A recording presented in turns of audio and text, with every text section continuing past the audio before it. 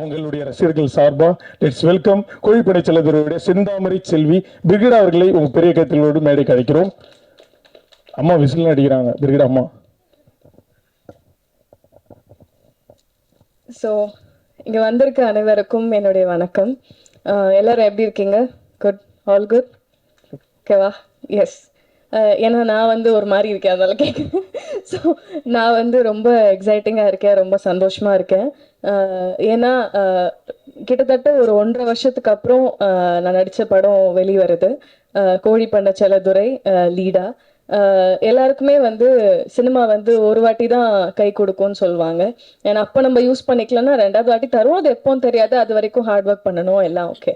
But இவ்வளோ சீக்கிரமாக எனக்கு வந்து அது நடந்தது ரொம்ப பாக்கியமாகவும் ரொம்ப பெருமையாகவும் இருக்குது எனக்கு. ஃபஸ்ட்டு என்னை வந்து செந்தாமரை செல்வியாக வாழ வச்ச டைரக்டர் சீனு ராமசாமி சாருக்கு ரொம்ப ரொம்ப நன்றி.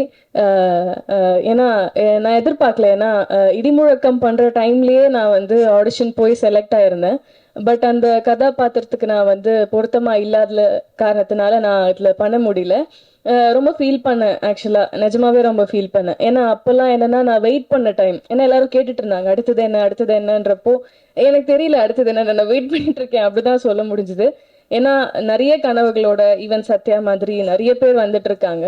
ஸோ அவங்களுக்கு எல்லாம் கை கொடுக்கணும், இல்லை பேஷண்ட்டாக வெயிட் பண்ணணும். எனக்கு வேண்டிய கதாபாத்திரம் எனக்கான கேரக்டர் அமையணும்னா அதுக்கு நம்ம ரொம்ப பொறுமையாக வெயிட் பண்ணோன்ற ஒரு விஷயம் இருக்குது.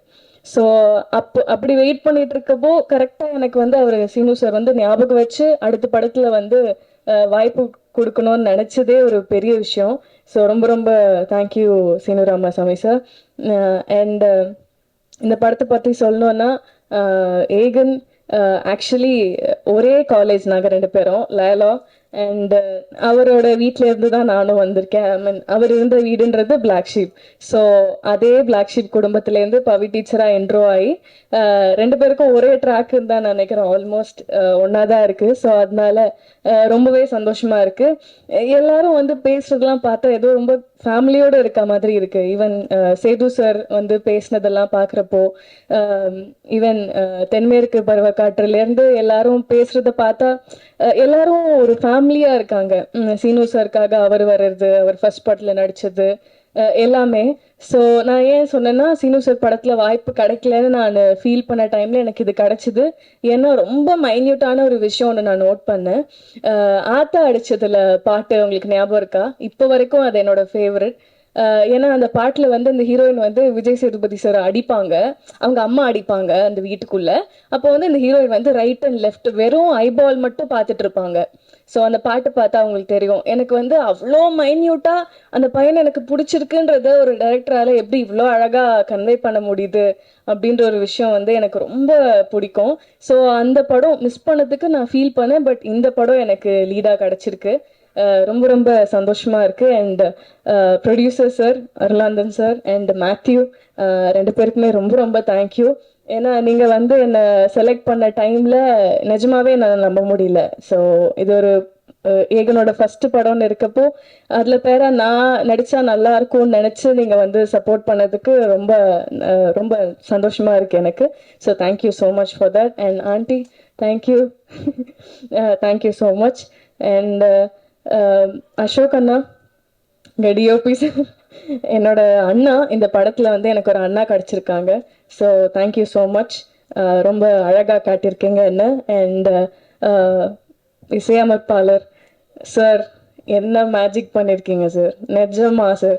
எனக்கு நீர் பறவையில் அந்த அந்த பரப்பர பாட்டு, இந்த ப்ரொமோஷன் ஃபுல்லாக நான் போன டைம் ஃபுல்லாக நம்ம படம் பாட்டு பாடணும் இல்லையோ அந்த பரப்பர பாட்டை நான் பாடிட்டே இருக்கேன். ஸோ அது எனக்கு ரொம்ப பிடிச்ச பாட்டு. உங்கள் இசையில் நான் நடிச்சிருக்கிறது ரொம்ப சந்தோஷமாக இருக்குது.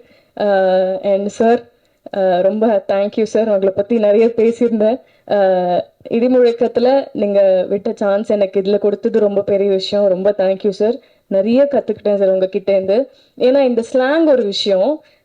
இந்த ஸ்லாங்கில் வந்து தேனி மதுரை ஸ்லாங் வந்து பேசுறது ஒரு விஷயம். இன்னொரு கஷ்டமான விஷயம் என்ன இருந்ததுன்னா டக்கு டக்குன்னு மாத்திட்டே இருப்பாரு டயலாக் வந்து செட்ல. ஸோ அது வந்து கண்டிப்பா சார் வந்து இப்போ வரைக்கும் ஒர்க் பண்ண ஆர்டிஸ்ட் எல்லாமே ரொம்ப பெரிய ஆளுங்க தான். ஸோ நாங்க எங்களையும் வந்து படத்துல செலக்ட் பண்ணதே பெரிய விஷயம். ஸோ நாங்க அதை கத்துக்கிட்டு பண்றதுக்கான பேஷன்ஸ் அவருக்கு இருந்தது வந்து ரொம்ப பெரிய விஷயமா இருக்கு. So thank you so much sir, எங்களுக்கும் ஒரு பிளாட்ஃபார்ம் அமைச்சு கொடுத்ததுக்கு. நான் சொன்ன மாதிரி சார் காத்திருந்தேன்னு ஒரு அழகான பாட்டு கொடுத்துருக்காரு. Thank you so much Raghunandan sir. ரொம்ப சந்தோஷமா ஃபீல் பண்றேன். இன்னொரு பாட்டும் இருக்கு, எல்லாருமே சொல்லியிருப்பாங்க அந்த பாட்டை பத்தி. ஸோ பொண்ணான போட்ட புள்ள. இல்ல இல்ல, உங்க பேர் எனக்கு வரல. சத்யா. சத்யா, சாரி சத்யா. ஸோ தங்கச்சியா நடிக்கிற Sathya, really she is an amazing talent. So அவங்களுக்கும் ஆப்பர்ச்சுனிட்டி கொடுத்தது ரொம்ப சந்தோஷமா இருக்கு. இல்லை சார், எல்லாருமே புதுசான டீம் தான்.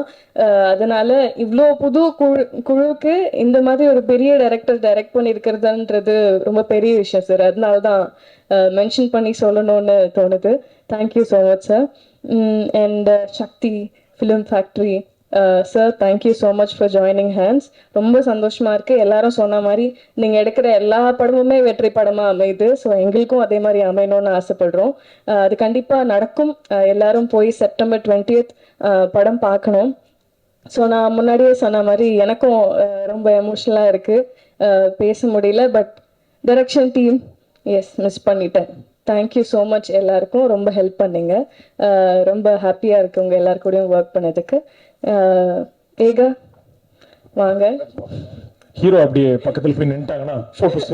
இவ்வளவு நேரம் மைக் வேலை செய்யல. இல்ல யாரது? எப்படான்னு இல்ல இல்ல இல்லப்பா, சாரி, நான் ரொம்ப அதிகமா பேசுறேன்னு. இல்ல, என்னன்னா எனக்கு தெரியாது இல்லையா, உனக்கு வந்து கண்டிப்பா ஒரு அப்பா இருக்காங்க, கிடைச்சிருக்காங்க உனக்கு பண்றதுக்கு.